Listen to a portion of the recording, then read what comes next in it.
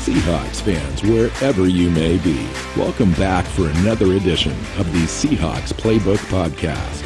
Join your host, Bill Alvstad, and co-host, sports writer and football analyst Keith Myers, as we talk Seahawks football.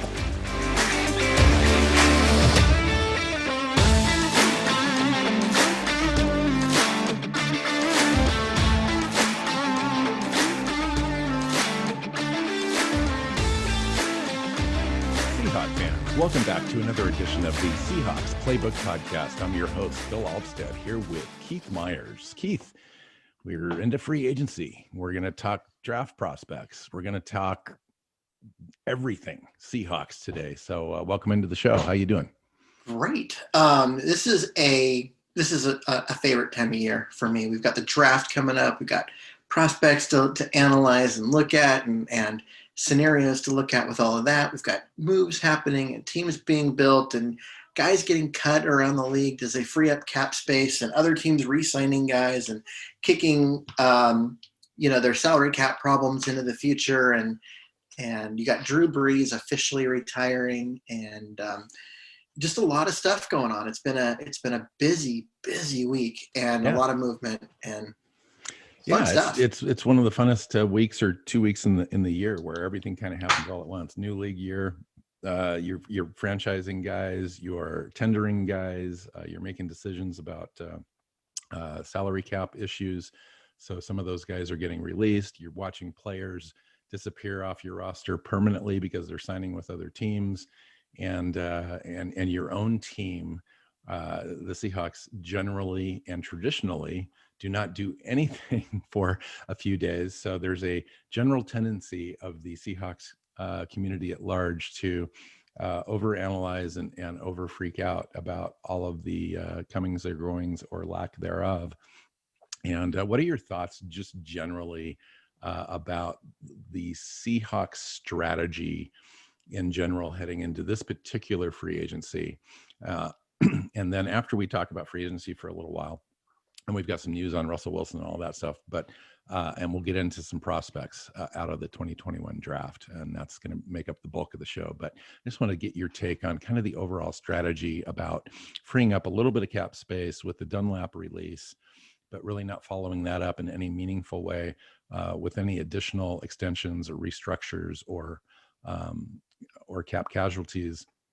And really didn't get them into that upper tier free agency market to be a player in that, to attract maybe a couple of the premier guys at the center and guard position in free agency, even though it was one of Pete Carroll's missions to improve there. And also this entire Russell Wilson saga was kind of built on that he wanted additional protection up front.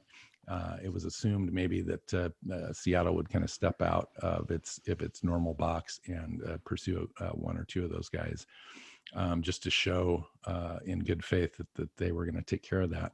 So what do you think overall, how they address it, not only in the 10 previous years, but this year in particular with the Russell Wilson? It was presumed that they would do that, but I think that presumption was misguided. This was never a year where the Seahawks were going to be huge free agency players and break the mold that they've used and go be big spenders, because why would you? Yeah, the top guys are still getting paid, but watch, right? Give it a day or two and the prices are going to come crashing down. And guys that last year would have gotten $5 million a year, well, there's not $5 million to give those guys. So they're going to get $2 million. And so you're going to get good players, absolutely, at bargain prices. Normally, you're getting bargain players at bargain prices, but this time you're going to be able to get good players at bargain prices. And so, and that's where the Seahawks need to be spending, because they don't need a star center. They need a good center. And so rather than paying $8-10 million a year for them, they can pay $2 million and get a really good player. Averages 15.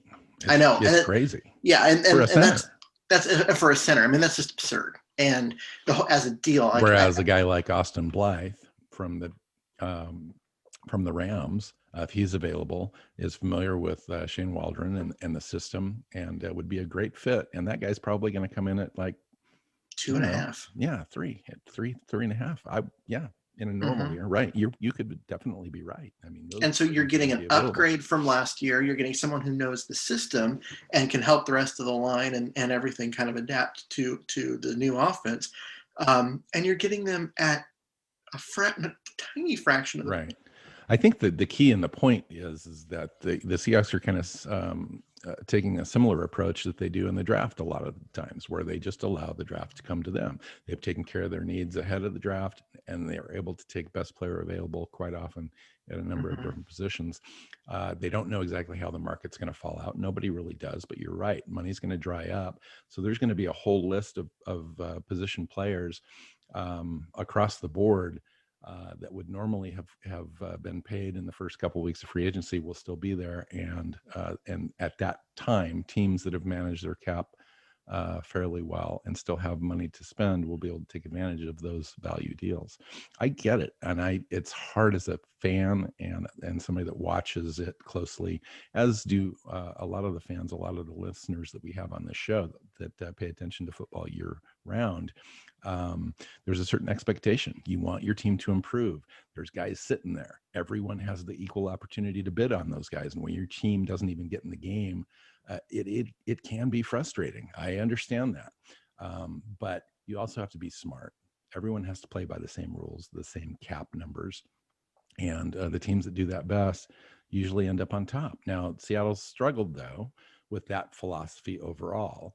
One of the lower spenders overall in free agency traditionally, and but they continue to win. They still build a team and a roster that continues to win year in, year out consistently. Other teams that spend a lot of money in free agency tend to be the ones that don't do as well, and that is proven out. It's kind of a cliche, but the team that wins in March doesn't play in January. Right? If you're winning free agency, you're probably not making the playoffs. That's pretty typical, because you're paying a premium for guys that their former team didn't want anymore. They weren't willing to figure out a way to, right? Yeah. So you're paying a premium for a guy that their former team was willing to let walk, right? And that some of it is the nature of the salary cap, and I get there's a little bit of that, but some of it's telling. If you want to keep a guy, you can keep a guy. You can find a way to free up cap room to pay him. You can franchise him. Some of these deals, I think, rightly so, some of the fans are looking at some of the deals that have come out, like the Thuney and the Lindsay deal, for example. So those are the two highest ranked position players at each respective position. They were able to get first year cap friendly deals on those teams. The Thuney went to the Chiefs. So there you go with the kind of protecting the franchise quarterback guy. Why can't we protect Russell Wilson that way? And then Zeitler went to the Ravens, and then Lindsay had a 5-year deal, $62 million with the Chargers. But all of those deals had cap-friendly totals for 2021.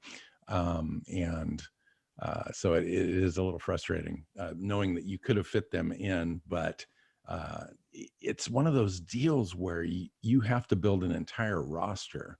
And, if you've got all your money tied up in certain positions, it's tough. Now, Rob came on the show, a month ago or so, Rob Staten, and advocated for shifting some of the team spending from linebackers and safeties and so forth into the trenches. We kind of agreed to that. Yet when it comes time to actually spend the money, though, it is sometimes harder than you think. And the Seahawks aren't the only team. There's 31 other teams that are bidding for services for all these players, and these players have relationships and cities they like, and their significant others have some input as to where they'd like to be able to go and raise their kids and families and schools and all that stuff. So there's a lot that goes into that. It's not just the Seahawks missed. It's that, no, the player and the agent chose to go to a certain spot. A lot of times money is equal in different spots. So, well, and I think one of the things that you got to look at is if the Seahawks are going to reallocate those resources the way Rob Staten was talking about, to go and get Lindsey to be your center would have required trading Bobby Wagner. Right? That's the reallocation of resources. That's the removing of resources from linebacker, where they're currently tied up, and moving them to the offensive line. And in this case, it would have been center. Are you willing to trade Bobby Wagner for Lindsey at center? Yeah, it's a tough question, and I honestly, think there's a interesting value performance proposition going on here, where you take a look at Bobby Wagner, his value to the team, not just as a linebacker, but as a player and as a person, and what he does in the locker room and the respect he has as a team captain, all that history. But it comes from a linebacker position versus a guy that's snapping the ball to Russell Wilson, protecting him on the other side. So you could make an argument that particular position at this particular time with this particular quarterback is possibly more important than Bobby Wagner at this stage of his career, making 15 or 17 this year and 20 next year. You could say that maybe that value is getting a little out of whack. And so, you know what I mean? I know what you're saying. I'm just saying that, like, it's one thing to say, okay, yeah, it makes sense. We have too much resources at linebacker and safety, and not enough, at other key places, and it's time to redistribute that. And it's another thing to say, if we're going to sign this center, right, we have to trade one of the best defensive players in franchise history. Yeah, and in reality, it's just a center. It's just another guy. It's just you know what I mean? It's like, you gotta have perspective. It's like the best of the defensive guys in the world versus a top 10 center in the NFL this year, not ever, just now. So you do have to kind of weigh that out. It seems like a silly argument when you present it that way, but it is a numbers game. It is an age game where you have diminishing returns over time, and then you've got a cap situation that you're trying to manage. So it is a tough deal.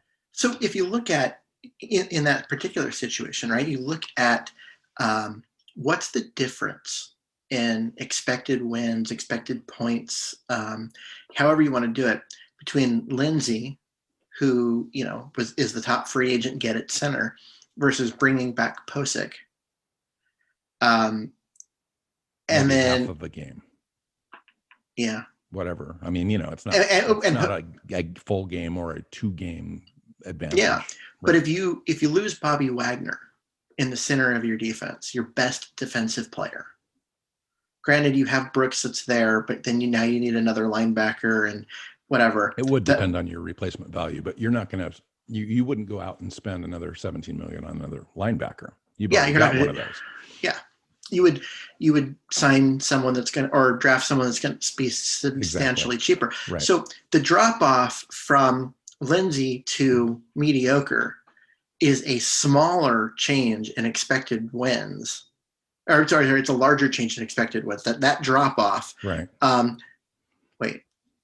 It's a smaller change than if you drop for linebacker. So what I'm saying is that you'd hurt your team more by trading Bobby Wagner in terms of expected wins than you would gain this year. Yes. But long term though. Long term. So handle it a year from now. So factor it a year from now. So let's just I don't want to factor it in a year from now. But let's just say Bobby Wagner brings back compensation. So you have to factor that in. You have to factor in age, and you have to factor in the contract. And so in addition to the production. So it is it does still present a question that is a legitimate question that would need to be answered by a general manager. And those are why those guys get paid. I mean, you bring up seriously valid points, but you could also make the case that you move on from a player like Bobby Wagner when he's still a premier guy. You can get some value, and you transition, and as we will have to do in 1 or 2 years, likely. So you do it now. You get some compensation back, and you upgrade a different position where you know that you need to have an upgrade. It's just a manipulation. That's what happens when you're talking about just nuts and bolts and statistics and wins and losses and all that stuff. I get that. It's factual, it's real, it's data. But there also is the equation of the personality and the emotion and all that kind of stuff. And sometimes that's the part that makes this decision not based on sound evidence. You're still providing all the evidence. I get that. But at some point, if it's not this year, next year, the year after, these questions will continue to remain and come up because true. And I think at right the now money that we're paying him. At right now, just the data says don't. Yes. Because you're hurting your team by doing it. A year from now, when his cost goes up, his production will go down because he's older. A year from now, that might not be the same answer. So I think a year from now is when that is finally addressed. When you have to make a decision on whether you extend him or so that becomes a thing. So we need to get into the Russell Wilson. Well, yeah, let's talk about Russell Wilson. Some news came out right before we went on the air this afternoon. Yep. From Adam Schefter. Kind of confirmed some stuff. It was kind of leaning this way the last few days, just some different rumblings and stuff out there, but this kind of confirmed it. Quote unquote, I'll just read his tweet. Chicago made a quote unquote very aggressive pursuit of Russell Wilson, per sources, and the Bears were told that Seattle is not trading him at this time. I went on to say the Bears were one of 4 teams Wilson's agent named as a place of interest. Now Chicago has an agreement in place with Andy Dalton. Yep. And so that's the end of that. The story is that that the Bears offer was insane. We're talking 3 or 4 number ones, other picks, a player. It would have been, by as far as draft capital, the largest haul of draft capital for a single player in NFL history, and not even by a small amount, like by a wide margin. And Seattle said no, which means no one else is going. It's done. Basically, Seattle said, we're just not interested. Like, thank you they listened to the calls. And it was always, you have to listen, and maybe someone will knock your socks off and you'll be like, wow, we have to take this. But if you're not willing to take the largest haul in terms of capital, plus a player in NFL history, then no one was ever going to hit the bar that you were looking for. Right. And I think that you and I were onto that early in this process. Mm-hmm, we made those kind of statements early. And it just didn't feel right. I mean, it just didn't feel like this was manufactured by the team or the player with the intention of actually executing a trade.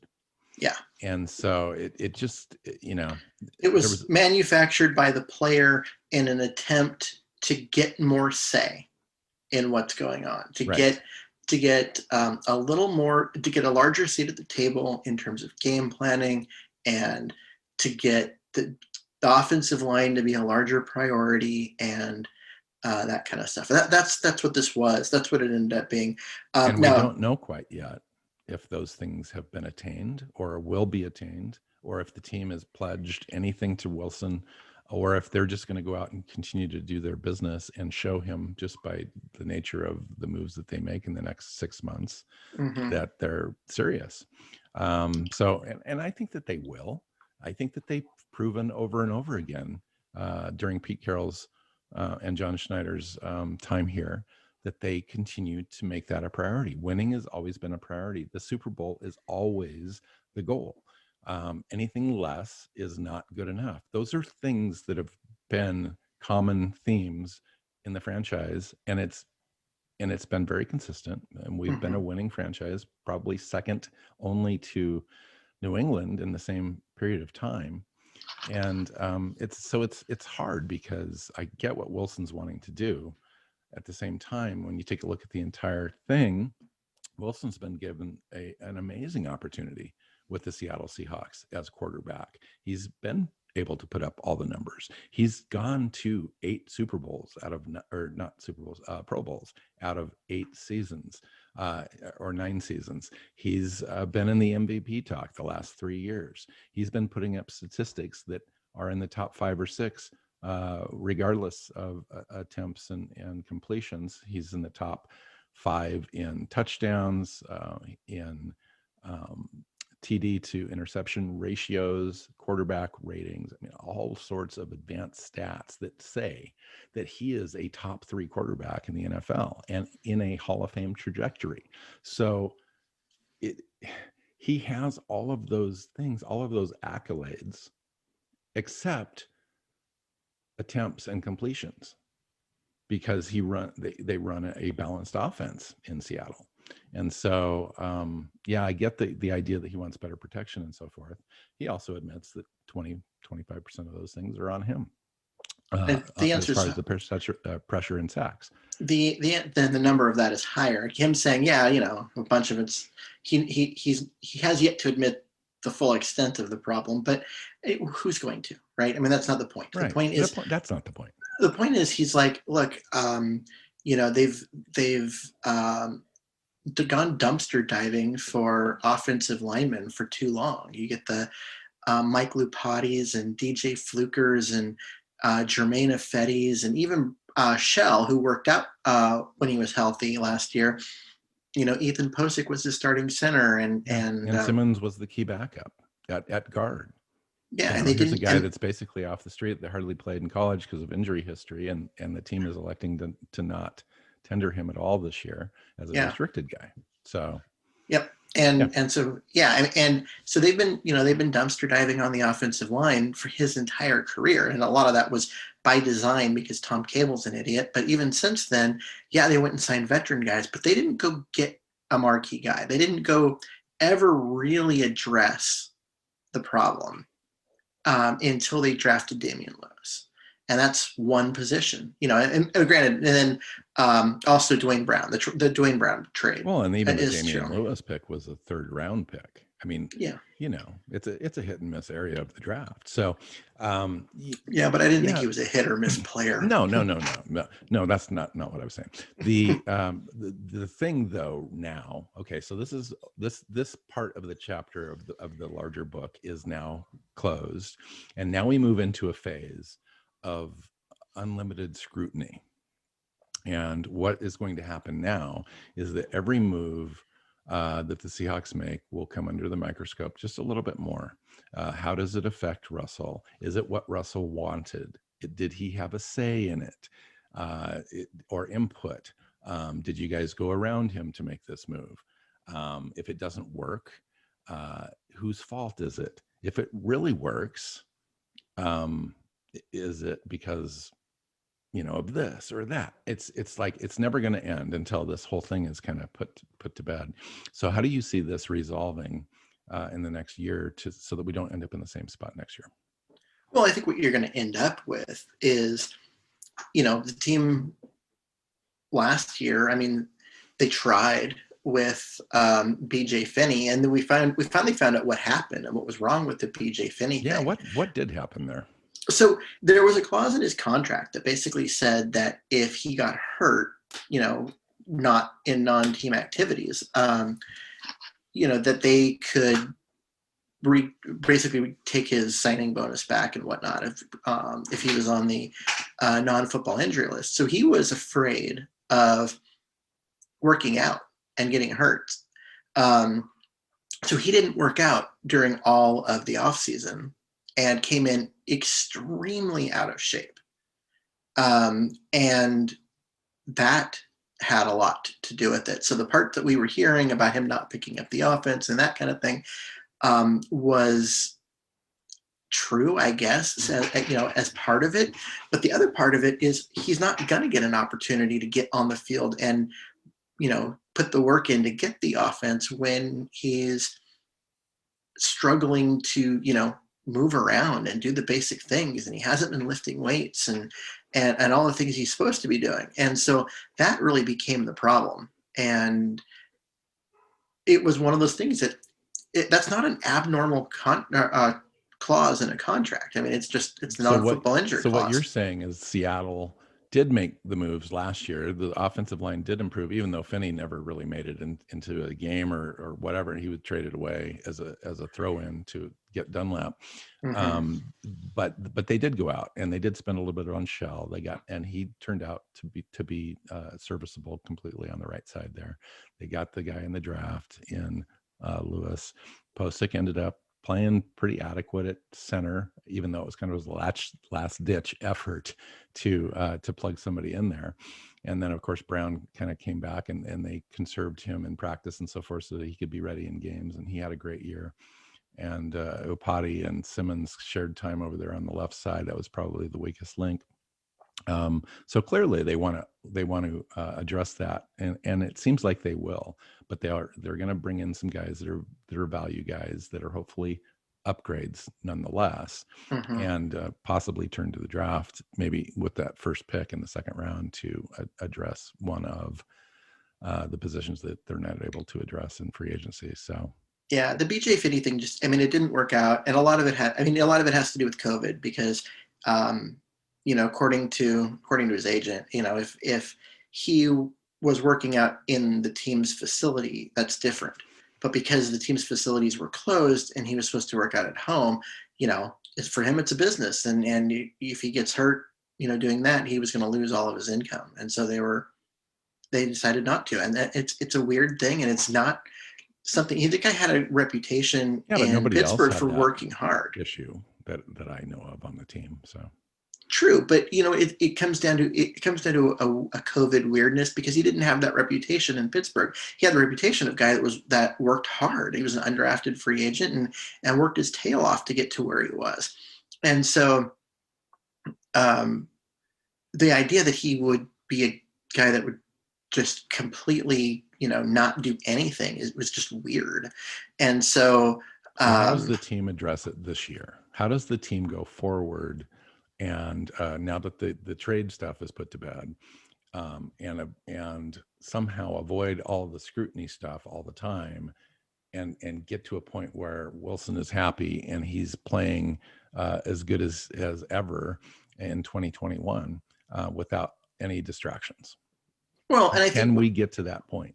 I think we can. I mean, you look at the list. You already mentioned up Austin Blythe from the Rams, who's made $3.9 million last year. This year, the money's going to dry up probably before he gets signed, so it's going to be 3, maybe 2.5, and that would be a massive upgrade. And it's someone who knows the offense.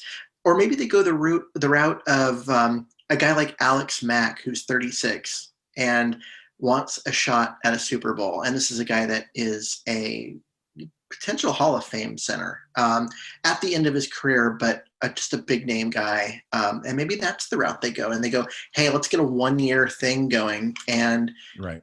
Come in, we'll pay you, something small, and you're just going to make a run at a Super Bowl. It's not about, earning money or whatever. It's get one more shot at a championship before you retire. And they get a guy like that for, 1 or 2. And maybe that's the route they go. There's other guys like that. I mean, Marquise Pouncey of the Steelers is a guy that was a Pro Bowler again and again and again. Now he's not a great locker room guy. There's some other issues there, but maybe he gets an opportunity to come in on a prove-it deal and, at center and fix the problem there. And then in the other side, you could go, if they really wanted to spend money at the position, Nick Martin is still there as a guy that you could bring in, and he's young. He's 28 right now. and he would be a long-term starter. Now, is he Corey Lindsey? No, but he's 2 years younger and he's still really good. So just because Lindsey's gone doesn't mean that they're completely out of getting a major upgrade at and the position. there's 3 or 4 centers in the draft, and we'll talk about those in a few minutes. Mm-hmm. So, you know, they do have some options, left guard as well. I mean, you kind of, in addition, we don't know exactly what Shane Waldron's going to want to have as far as athletic profile guys on the offensive line as well. So this is kind of an opportunity to kind of shift that a little bit if they needed to.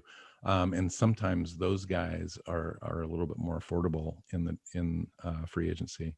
So yeah, I think that we can get there. I think obviously we're going to go forward with Russell Wilson. I think that's good news. I mean, everyone should be happy that this is the way it's going to turn out. Now it's on the team to do their part.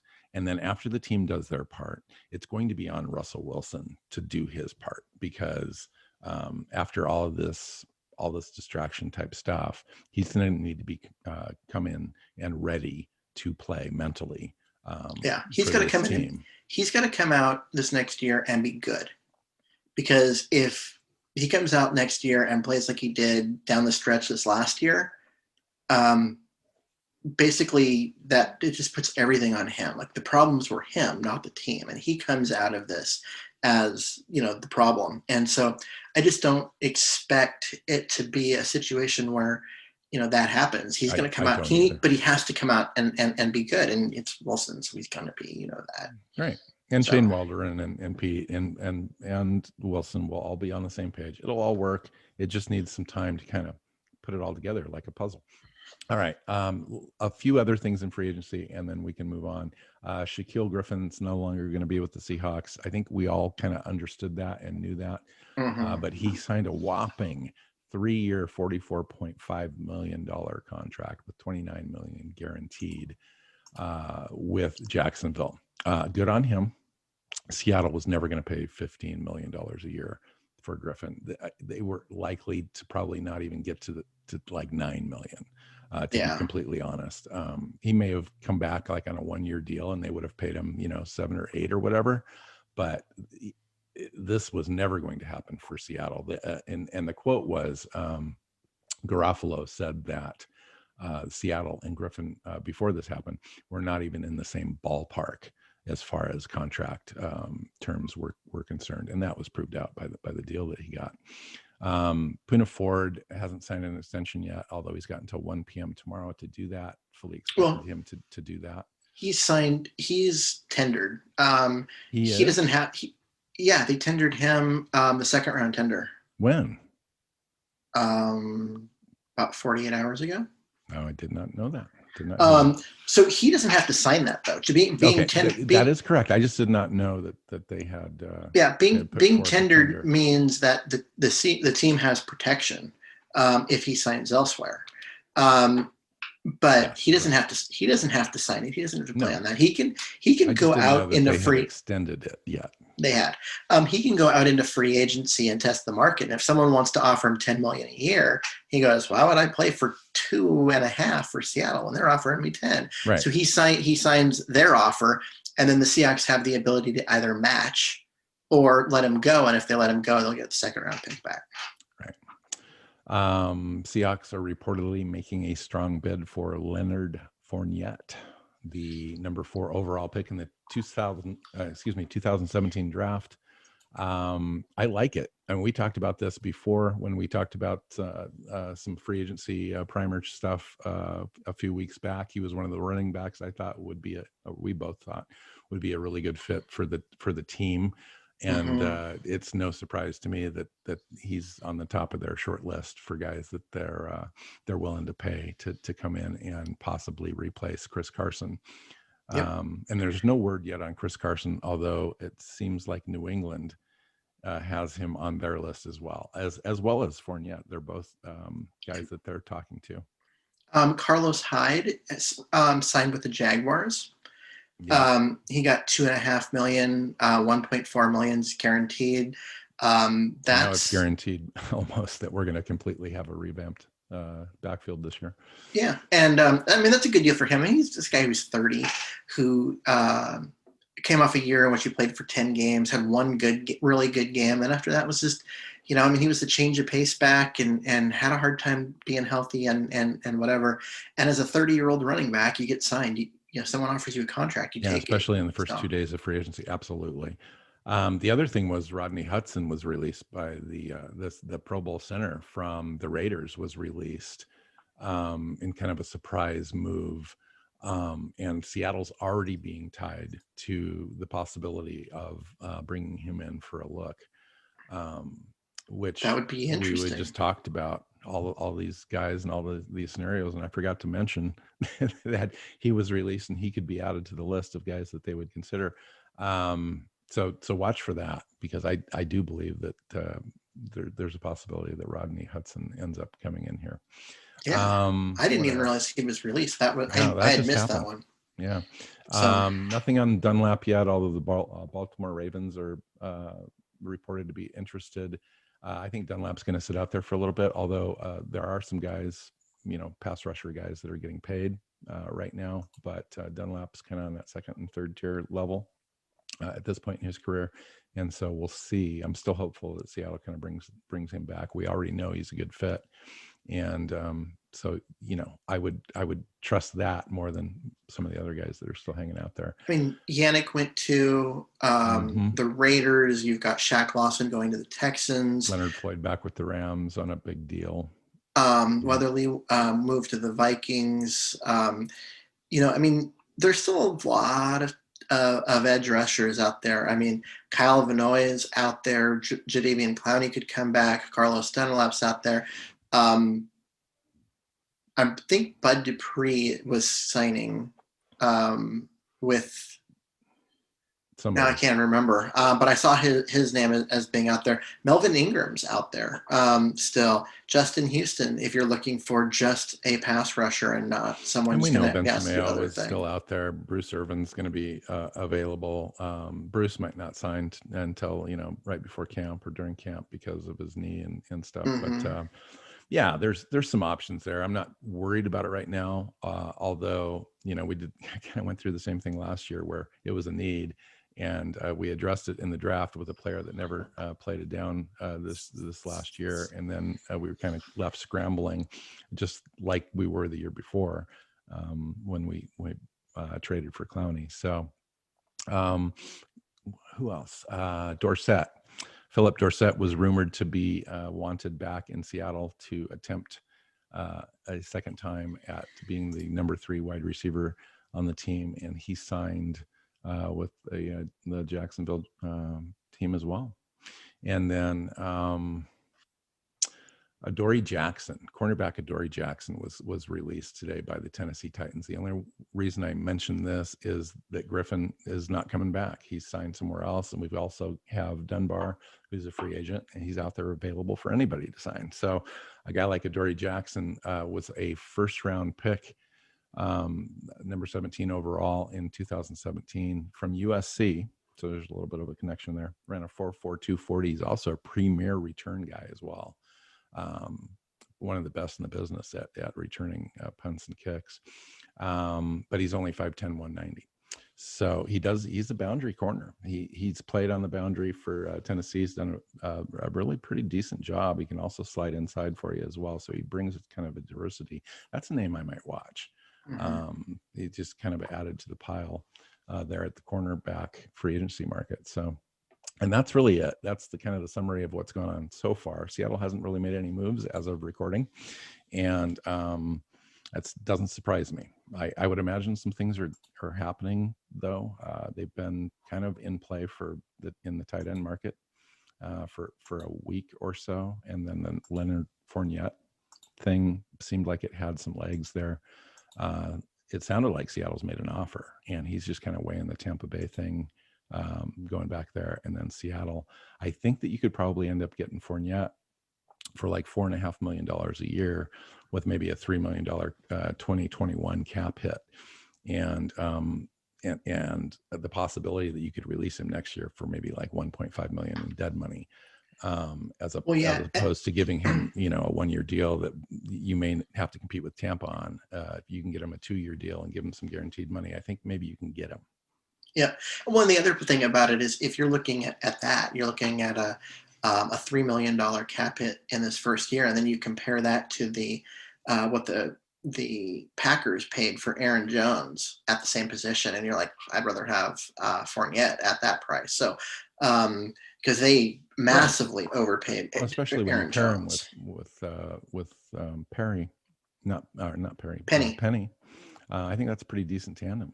And Fournette, when you really watch the film too, he's not just a between the tackles guy. This is a guy that still has a lot of burst, a lot of speed to get outside. When he's out in open space, he can break it loose still, even from film from last year. Not going back to his rookie year or whatever. He's had some high ankle sprain issues that he's had going all the way back to LSU. Those things still creep up from time to time. From what I understand, I don't think he's yet had them addressed with surgery, but that's always an option with that at some point. And then, he had a hamstring in 2018 that kept him out of, I think, 11 games. But other than that, he's been pretty healthy and pretty steady. I just don't think he's quite been in the right offense yet. In Jacksonville, they ran a very basic offense for Bortles that was basic as far as the run game was concerned, an inside zone and power, right up the middle. So, his outside game just was taken away from him, where he was prolific in college. And then with Tampa, after Jacksonville released him, Tampa signed him last year to a 1-year, $2 million deal. And then he had to share time with Ronald Jones the second. And Jones took, a lot of carries. Fournette only had 98 carries the entire season, and really showed out in the playoffs. In the Super Bowl, I thought that made him, I think, a viable option for Seattle and Pete Carroll. So we'll see. I'd like to see him, I think, in here because I think he'd be a total upgrade over Hyde. Even if Carson came back, it would be a really nice three-headed monster. Oh, yeah, and affordable. It would be an upgrade over Hyde, and actually a nice, if Carson leaves, like you have a guy that you can depend on. I feel much better about the position. Yeah. So let's turn our attention to the draft because Absolutely. we're 40 minutes into this, and we're talking my favorite position group, and I know no one else really cares about these guys because they're the big uglies. We're talking about offensive line today, and the Seahawks take it away, my friend. Take it away. The Seahawks need a pair of offensive linemen, and not just, it would be nice to. No, they absolutely need. They have two of their starters gone and not coming. I mean, Posick might come back, but he is. You need some competition for Posick. You've got to upgrade there, and Lupati's got to be an upgrade, and they also need. They need to develop some depth. They really didn't have depth last year. And Simmons is not coming back. They just did not offer him. Yeah, so he's a restricted free agent. So keeping him would have required $2 million, and he's not a guy that's worth that. So they didn't tender him. That makes him a free agent. That doesn't mean he won't come back as a backup guard at a league minimum, like $750,000. But they're certainly not going to pay him $2 million to stick around. And so. But he's a guy that's replaceable. I mean, he wasn't that good at any point. So, I mean, he filled in admirably, but he's a backup guard. That's who he is. What do you think of this draft class as a whole? Just your guard, center, tackle. It's actually pretty good. It is pretty solid. It's got some really interesting pieces in the mid rounds, which is where Seattle's going to have to make waves because they don't have a first round pick. But there's some interesting things. So they've got both their tackle spots filled for next year. But if you want to get a guy because you're thinking, okay, Brown, he's getting older. Shell is going to be in the last year of his deal, and all of that. If you want to take a risk on a guy, or maybe not even that much of a risk, but just get a guy that you could develop. I mean, you got Walker Little out of Stanford, 6'7", 320. Mm-hmm. Guy's got. Franchise left tackle. He looks it. His measurables are it. His tape looked like a guy that would develop into it a couple of years ago, but he hasn't played.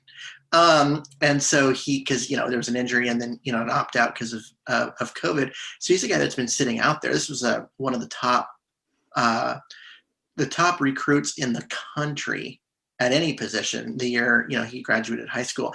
And he's just out there. And he was a guy that would probably have been a top 5 offensive tackle, like not top 5 pick, top 10 pick, if he had stayed healthy 2 years ago and played this last year. Yeah. But he hasn't played. And so, the talk for him is that he's going to go somewhere in the 30s, all the way down to somewhere in like the 180s. And we don't really know. I don't think he's going to go that far. I think this is a guy that's probably going to end up being a riser, especially after he works out. So the pro days are coming. Mm-hmm. They're all going to be stacked up here in the next 3 weeks or so. And guys like that will start to rise because nobody saw him in 2020. And he's got great tape from the prior years, but now from back in his sophomore year, exactly. He looked great then. He's not going to play for 2 years by the time he gets into the league, and so you've got to figure this guy out, right? If you're going to go out and spend a high second round pick on a guy, or even if he creeps up even further than that. Rob Staten thinks that he's first round talent. Maybe some team would take a chance. I don't know about that this year. There's too many other guys that are going to be ready to play day one. And those guys are going to be picked first. Yeah. Whereas with Little, you're looking at a guy that you want to bring into camp. You want to bring him along a little slower because he hasn't played in a couple of years, and really get him and really teach him. Then have him ready because he's got all the physical attributes, everything. I don't think that he's like a fifth round guy. I don't think. I don't think so. Dante Smith or Dan Moore Jr. or James Hudson or there's a couple other guys that are not quote unquote better than he is. I just think that he's probably a third round guy because at that point in the draft, especially with teams that have multiple picks, you can take a chance on a guy. Yeah, and that is kind of where I was thinking is a guy in the third round, but you're getting a guy that there's a little more risk involved because of his lack of play, but you're also looking at a guy so it's a little bit lower floor, but the ceiling is astronomically high, and it's worth taking a risk on a guy like that, especially if you've got a coach that thinks they can develop them and really teach them and help them get back into the game and stuff. Too. I mean, this isn't a right tackle. This is a guy that could potentially step in and fill a need. Now, to me, if the Seahawks drop back from 56 and they pick up a couple of picks, maybe a third round pick or a fourth round pick and a sixth or whatever compensation they can get, and say move from 56 to like 65 or whatever, and a guy like Little sitting there, it wouldn't kill me if they made this pick because I know that they need a center, I know that they need a guard, but Dwayne Brown's also 35 years old and entering the last year of a deal, and they don't have a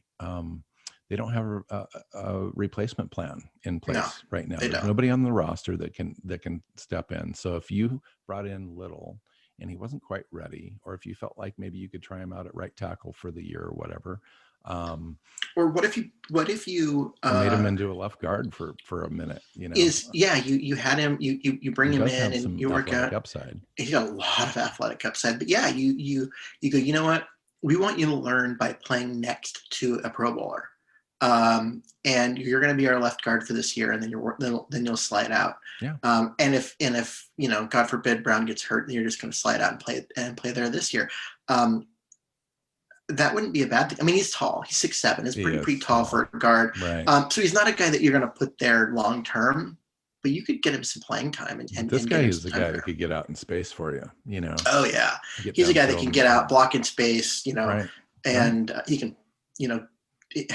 He really has that, franchise left tackle. So profile. To me, I think maybe this is definitely a viable option that should be on the table for Seattle in that range. And so you're definitely going to be on a short list if they like him, and they should, because of that athletic upside and profile, and the new system, the new scheme.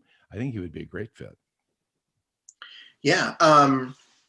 And so another guy kind of that I like is Spencer Brown. Now he played at Northern Iowa, which is a little weird, but this guy's 6'8.5". You want to talk about length, right? That's a guy, and he's not like 6'8.5 and got Jermaine Ifedi feet where he's like stuck in quicksand. Like he's got quick feet and does stuff. Has that left tackle build. He played right tackle at Northern Iowa, so I would want to look at that. But he's just got that length to be able to no one's getting around him, because he doesn't have slow feet and he's 6'8.5 with long arms. So no one's getting around him on the speed rush. And that's another type of person that I would look at. And I think he is also going to go probably somewhere in the 90s. So you're talking early third round, and you're looking for a tackle. You could do worse. And I know the Seahawks are looking at guard and center because that's what their needs are. But again, tackles are harder to find, especially left tackles. And you have an opportunity to grab one. You kind of have to think about it. Sure. I totally agree. And everyone, there's not going to be very many people that are projecting tackles to be selected for Seattle in any mock drafts anytime soon, but they probably should, especially given the fact that both of our tackles are on the last years of their contracts. And especially the left tackle, which is going to be exceedingly difficult to fill, given the fact that we don't have a first-round pick this year and next year. And so that's usually where you want to try to get some premier guys to man your left spot for a decade. And so we'll have to figure out another way to possibly do it, unless we can convince Brown to hang on for another 2 or 3 years. But yeah, there's definitely some guys out there. There's 4 or 5 guys that are going to go before Seattle even has a chance. And then you get into a situation where a guy like Jackson Carman you might look at Jackson Carman from Clemson. Here's a guy that's really big, mammoth, 6'5", 345. Here's a guy though that you could start out possibly at guard in the NFL. He may end up being a guard anyway. But he's a guy that you could bring inside to begin with, like left guard, and then you could move him outside. He's a little big to be your left tackle of the future, but he could transition over to the right side. His feet are a little slow to be that left tackle to mark to cover the blind side. 345 pounds too. You want a guy that's about 315. Yeah. So he's a guy that he is a little bit, but what he is a prototypical right tackle. Yeah. And so he's basically everything that people really wanted Jermaine Ifedi to be. I mean, he's bigger. He's an absolute road grader. He's quick enough with his feet to, actually pass block. But he is, he's not. They're not like his feet aren't in concrete or anything like that. But he's just huge and powerful and would be a great there. But you're right, he can play guard, and his future might end up in guard the way Ifedi's did. He may not be athletic enough for Seattle to consider this year. But 2 guys that are James Hudson and Dylan Radens, North Dakota State. Those guys are tackles and they're athletic. So these guys are guys that can move in space. Future left tackles, both of them. That could be available in the back of the second where Seattle's picking and third round area, guys that would be able to adapt to that wide zone scheme that Shane Waldron's bringing in. But how about guards and centers? I mean, that's really the area that Pete said, let's focus on those 2 positions, and we need to upgrade those. So we know for sure that those are going to be addressed in free agency or the draft.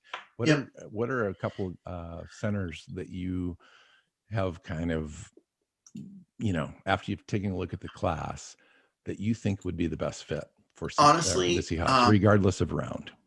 And not just because of his name, but Josh Myers out of Ohio State. Yeah. Guy that's probably going to go at the end of round 2. So I don't know if, it's pretty high for a center. But, man, the guy is he checks all the boxes. Smart, quick, athletic, blocks well in space. He'd be perfect in this game. He really just checks every box that you'd want. And he's a guy, like I said, he'll probably go around, pick 60. And so the Seahawks could trade back once and still maybe, have him be in play.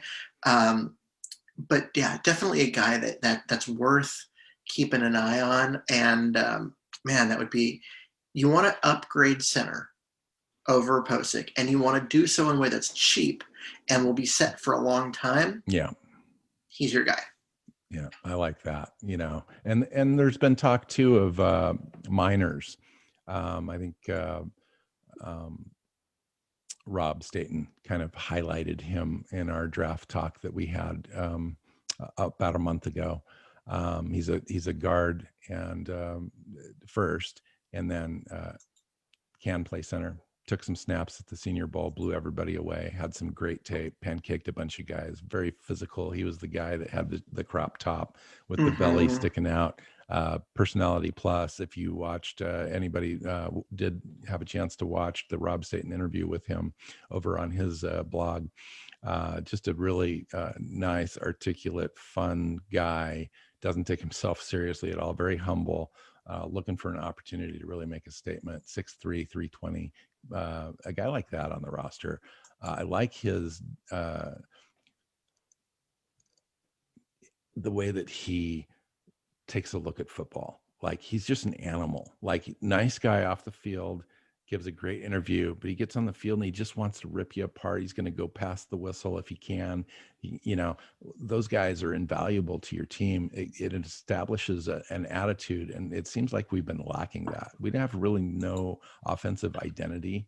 And I think that's one of the things that Pete Carroll really misses, is having that Marshawn Lynch factor in there. But maybe you can get some of that by just having a nasty offensive line too. Well, yeah, and then that is one of the things you can only get. The Seahawks want to run the game. They want to line up and maul you and just beat you physically.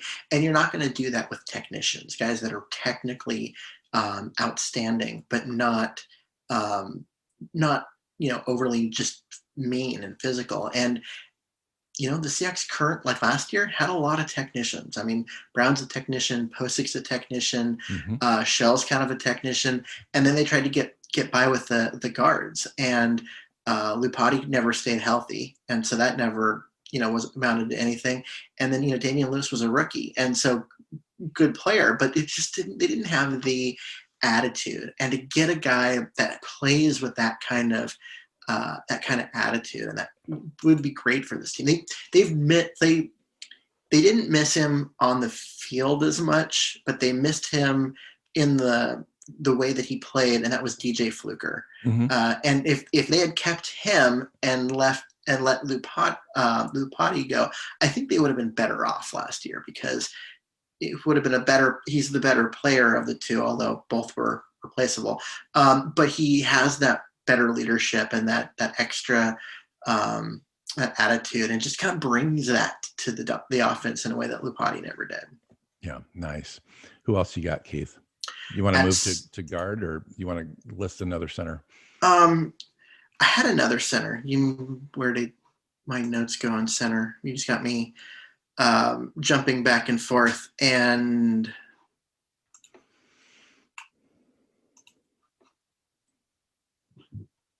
I know this is great, for the audio people listening to me. That's okay. Search there's for Michael Menet, Jimmy Morrissey, Trey Hill from Georgia. I think Creed Humphrey and Lennon Dickerson are probably going to be gone by the time the Seahawks make a pick. Drake Jackson from Kentucky, Doug Kramer, Matt Allen. Yeah. There's not a huge list, but there's a couple of guards out there too that also can play center.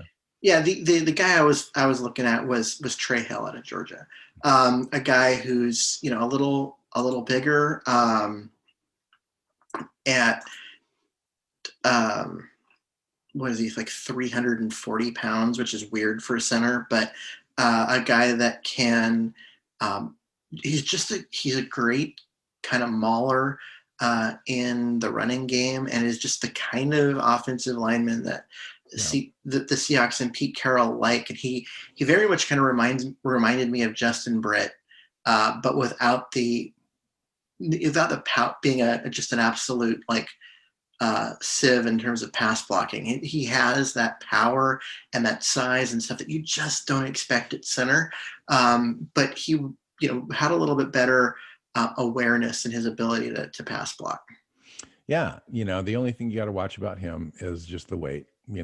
He's had a tendency to put on a little bit of weight, and then he got down after, I think was he a senior, Keith? I can't remember if he was at the Senior Bowl or not, to be completely honest. But I think he's been down to 330, which is probably a better weight for him as far as being able to move and get to the second level. That's a good pick. I really like, my favorite are the two that we mentioned, Myers and Miners. One of those two guys, I would be ecstatic in the draft to have one of those two guys. How about guards, Keith? Okay, the guard list is really, really long.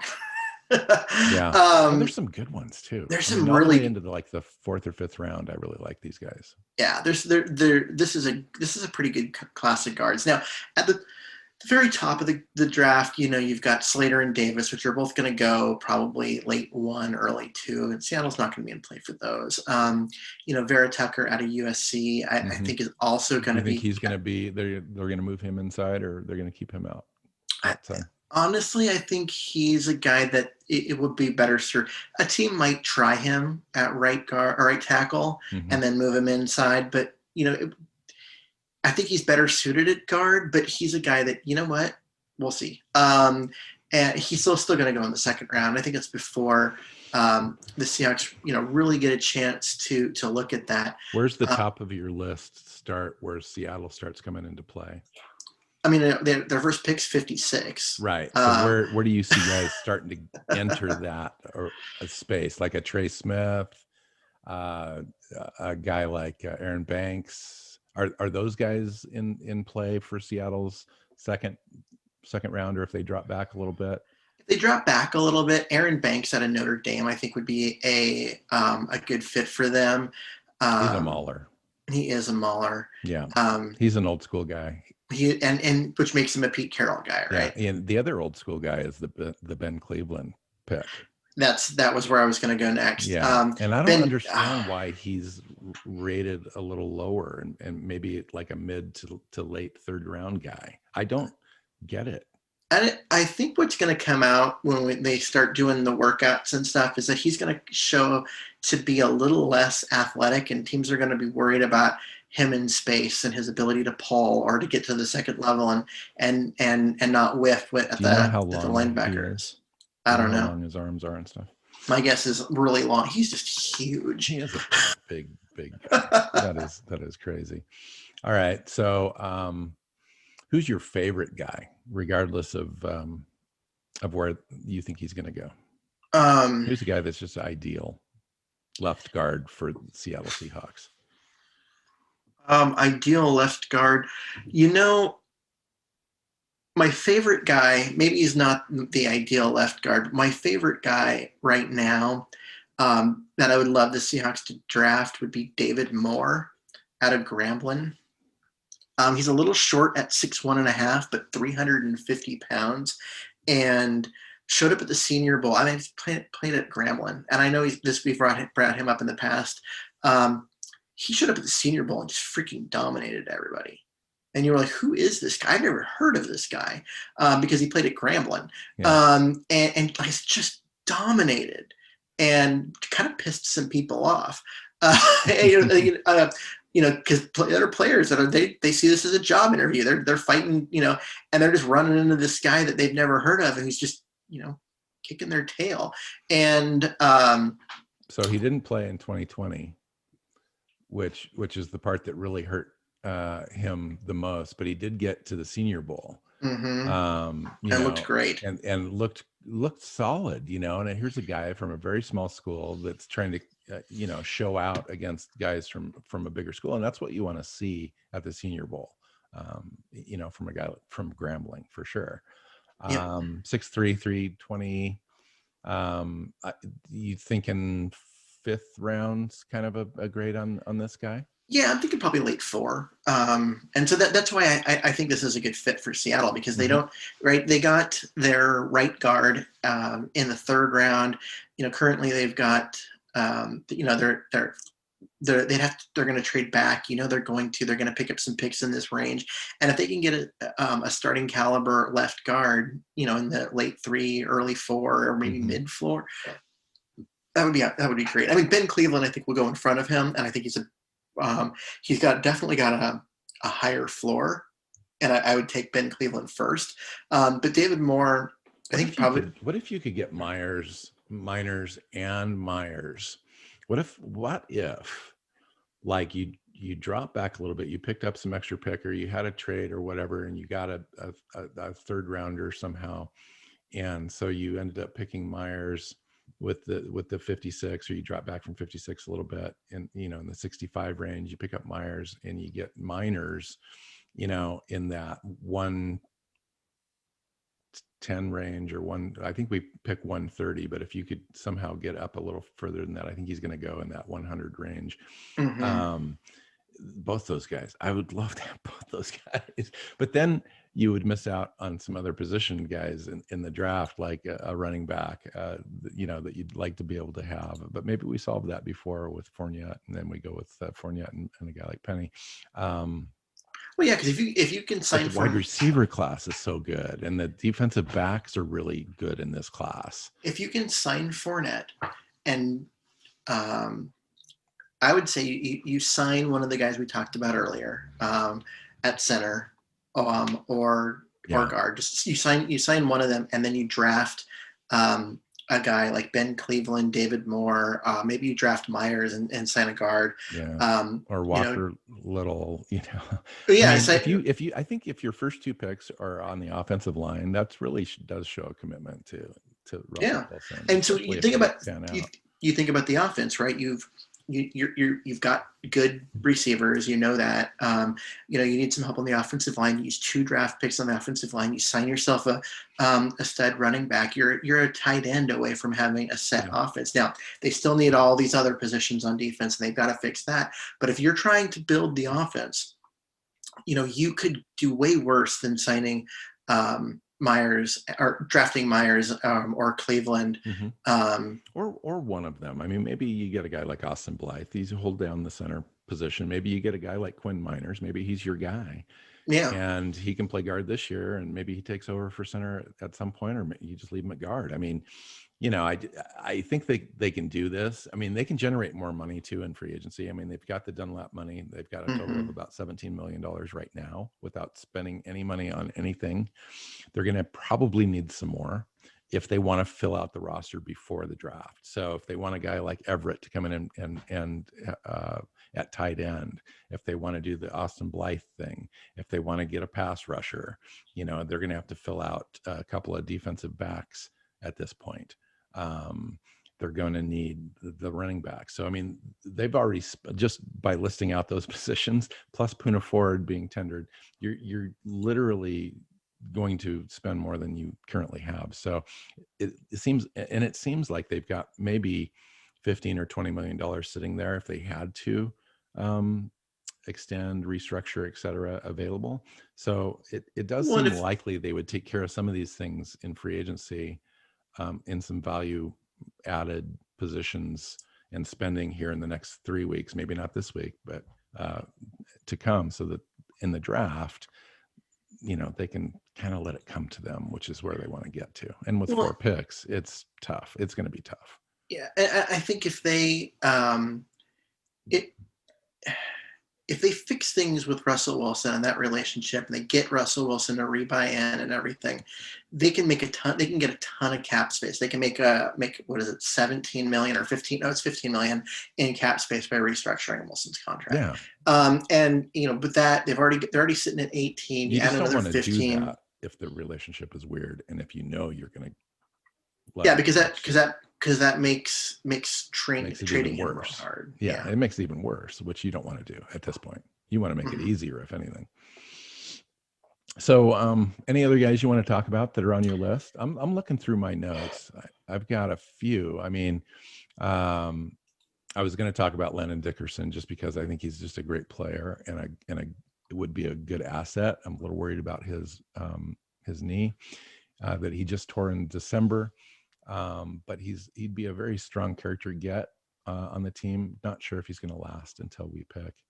Likely Creed Humphrey as well, guard center pick. I think major technician, hand strength, intelligence, balance, wrestling background.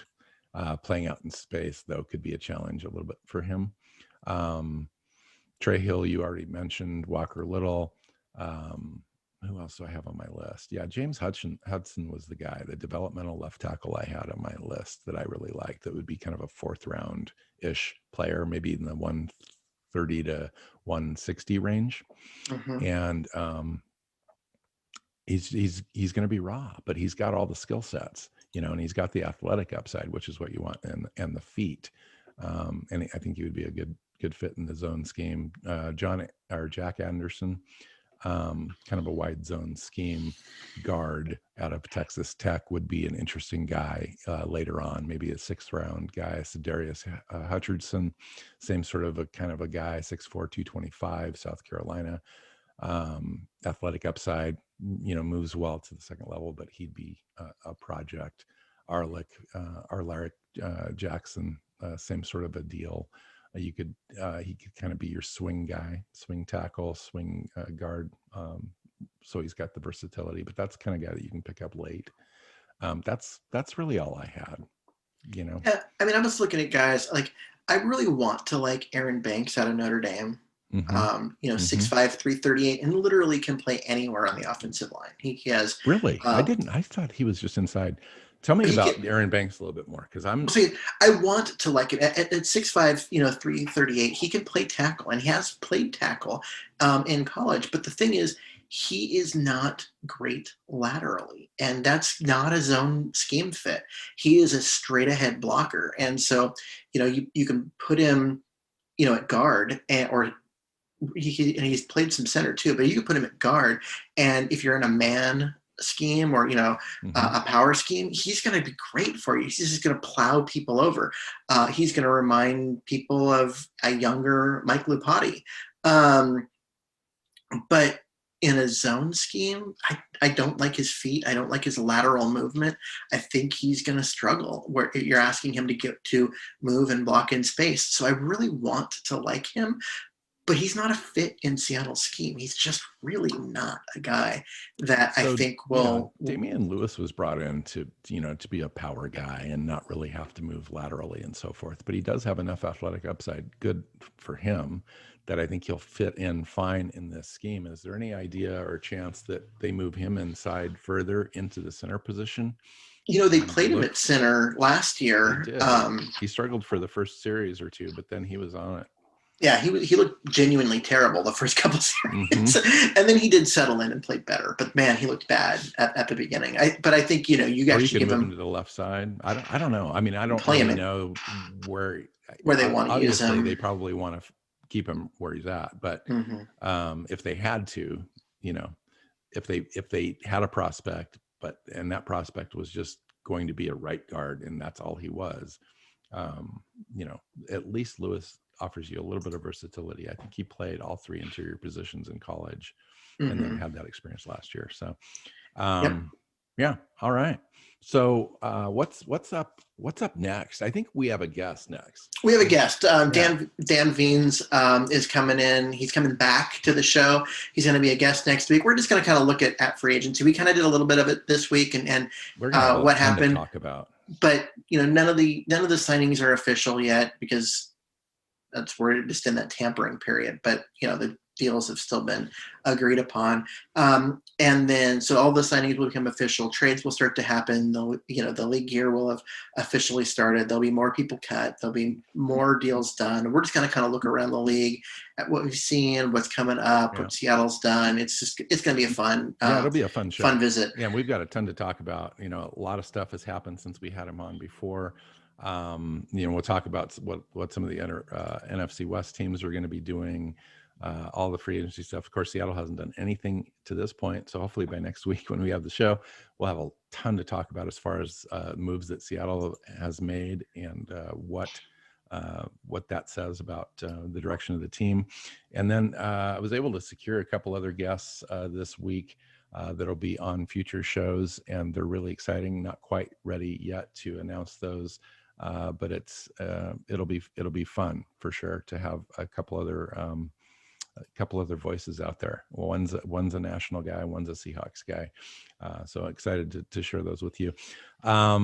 Anything else before we head out? We'll just get out of here somewhat on time, given our track history, Keith. And we'll get back next week. We'll talk Seahawks stuff. And then after next week's show, we'll probably have a little bit of free agency news every week up until the draft, but we're going to head to the defense, you're right, side of the ball and start the prospect looks on that side. So that's it, Keith. Yeah, it's got the offensive line stuff done, which makes, like I said, this is my favorite show of the draft preview, and nobody else cares. I totally get that. This year we have to address it. Have to. This is going to be a year where actually you matter more than any other year, Keith. This is your year. This is my year. And it's like having a birthday every show. Yeah, and watch the Seahawks not address the offensive line in the draft. Absolutely. I would, but the thing is, I would be so. They only have 4 picks, and 2 of them are going to go to cornerbacks, and one's going to be a tight end. That'll be the first pick because the first pick will be a tight end. Yeah, of course. The first pick is a tight end, and the 4th pick overall, or maybe even the 2nd pick will be the quarterback, just in case. And then, and there's also they're going to be a kicker. They want the heir apparent to Jason Myers. Yeah, this would be the year. This would be the year. Yeah. Obviously. None of that was serious for those of you listening. It's I fully expect them to. I would be astounded, flabbergasted, really, if they don't pick an offensive lineman in this draft. And it's a good draft to pick an offensive lineman. It is. It's a good draft at the top, and then there's kind of a shelf. And we have obvious depth issues. Leave the starters out of it. We still need to draft. Yeah, there's some great players at the top.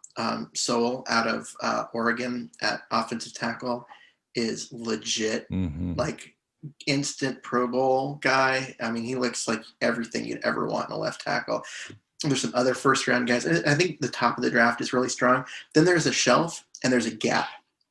And that gap between those, the first round guys and then Myers and some of the other guys that are, the second tier, there's probably going to be 20, 25 picks between that last offensive lineman in that top group and the first one in the second group.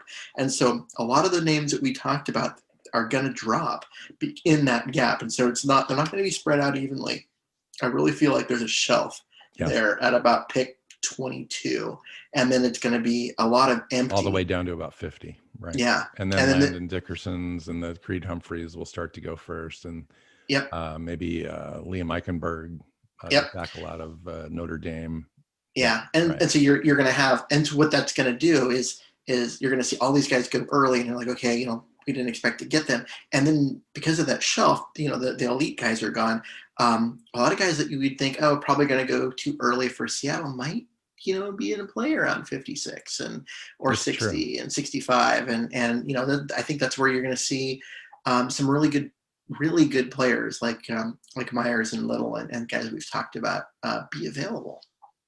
Sweet. Something to look forward to. All right. So let's get out of here. You can find Keith at Myers NFL on Twitter. I am at NWC Hawk. The show is at Hawks Playbook. Seahawksplaybook.com has all the shows. You can find us on any of your favorite podcast apps out there. Don't forget to subscribe, though, so that we land in your feed every week. And YouTube. We're on YouTube now, so you can watch us while we talk. Couldn't be anything more exciting and appealing than that. So hit that subscribe button and get us every week, because we're trying to grow the show. We think it's good, but it's not good if nobody's listening. So share it. So until next time, Keith. Go Go Hawks. Hawks. Seahawks Playbook Podcast listeners, thanks for joining us for another edition of the show. You can find us on Twitter. Bill is at NW Seahawk, Keith is at Myers NFL, and the show is at Hawks Playbook. You can listen and subscribe to the show at SeahawksPlaybook.com.